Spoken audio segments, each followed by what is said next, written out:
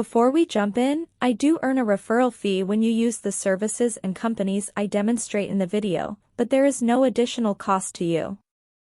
I chose them because they're the best in the industry and you're safe with them. Welcome everyone. Today, we are unraveling the mystery of the Fidelity Rule of 45.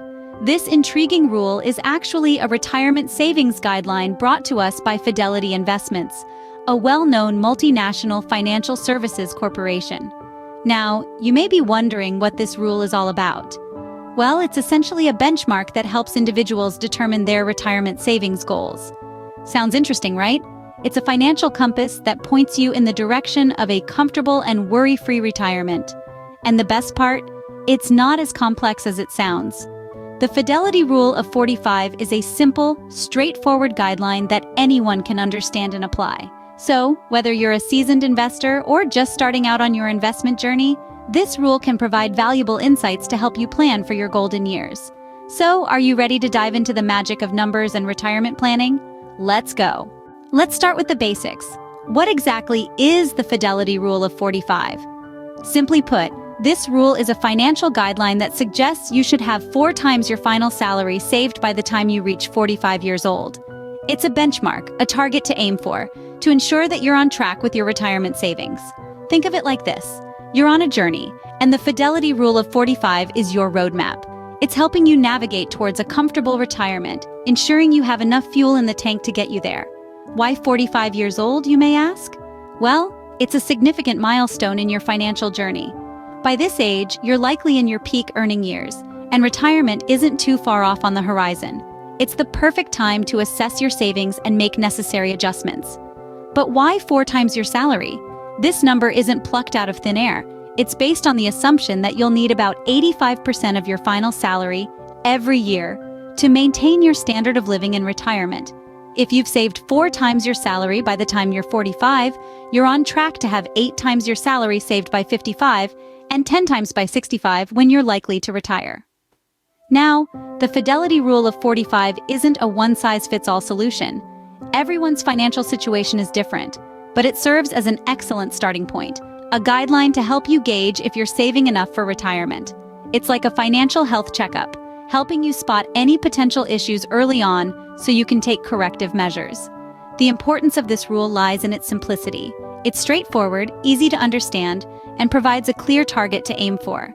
It takes the guesswork out of retirement planning, providing a roadmap to financial security in your golden years. So that's the Fidelity Rule of 45 in a nutshell. But how do you apply it? We'll explore that next.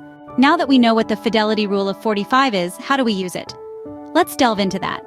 To apply the Fidelity Rule of 45, we first need to have a handle on our current salary.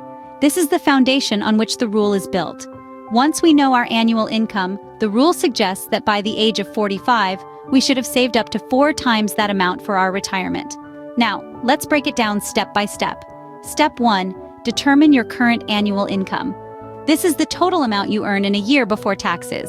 Step 2, multiply your annual income by 4. This is your savings goal by the age of 45. For instance, if your annual income is $50,000, your savings goal would be $200,000. Step 3, evaluate your current savings. How close or far are you from your savings goal? This will give you an idea of the pace at which you need to save. Step 4, adjust your savings strategy. If you're behind on your savings goal, it's time to increase your contributions. Conversely, if you're ahead, you could potentially afford to take on more risk for potentially higher returns. Step 5, reassess regularly. Your income will likely change over time, and so should your savings goal. Make it a habit to reassess your goal every year or 2. Remember, the Fidelity Rule of 45 is a guideline, not a hard and fast rule. It requires an understanding of your current salary and future financial goals. Moreover, it's important to note that everyone's financial situation is unique, and this rule may not apply to everyone. So how does this rule fit into your financial plan? It's a simple yet powerful tool to help you stay on track for a comfortable retirement. It's not the only piece of the puzzle, but it can certainly help guide your savings strategy. By following these steps, you can determine your retirement savings goal. But is this rule a one-size-fits-all solution? Let's find out. Like any financial rule, the Fidelity Rule of 45 comes with its own set of pros and cons. Let's start with the advantages. One of the key benefits of the Fidelity Rule of 45 is that it provides a clear savings target. This rule suggests that by the age of 45, you should have 4 times your annual salary saved for retirement.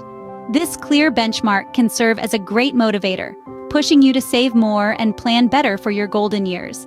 It's like having a roadmap to retirement, offering a relatively simple and straightforward guide to how much you should be saving at different stages in your life.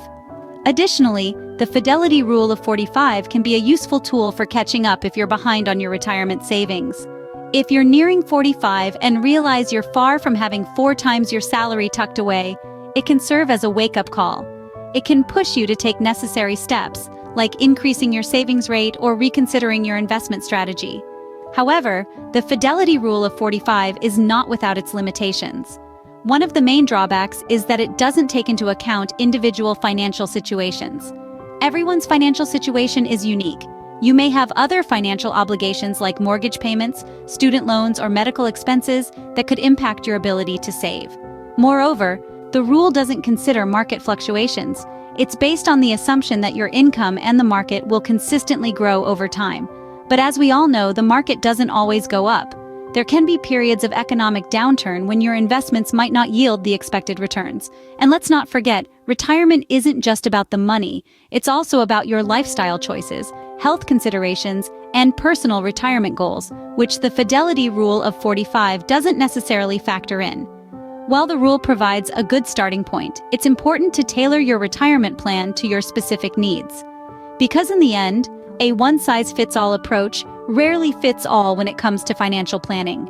So, that's the rundown on the Fidelity Rule of 45. We've taken a deep dive into what it is, how to apply it, and its potential pros and cons. This rule, in essence, provides a guideline for when you should start to shift your investment portfolio from riskier, higher-return assets towards more stable, lower-return ones. However, it's crucial to remember that this rule is not one-size-fits-all. Each individual's circumstances and goals are unique. It might be a great starting point for some, while others may need to adjust it to fit their specific needs.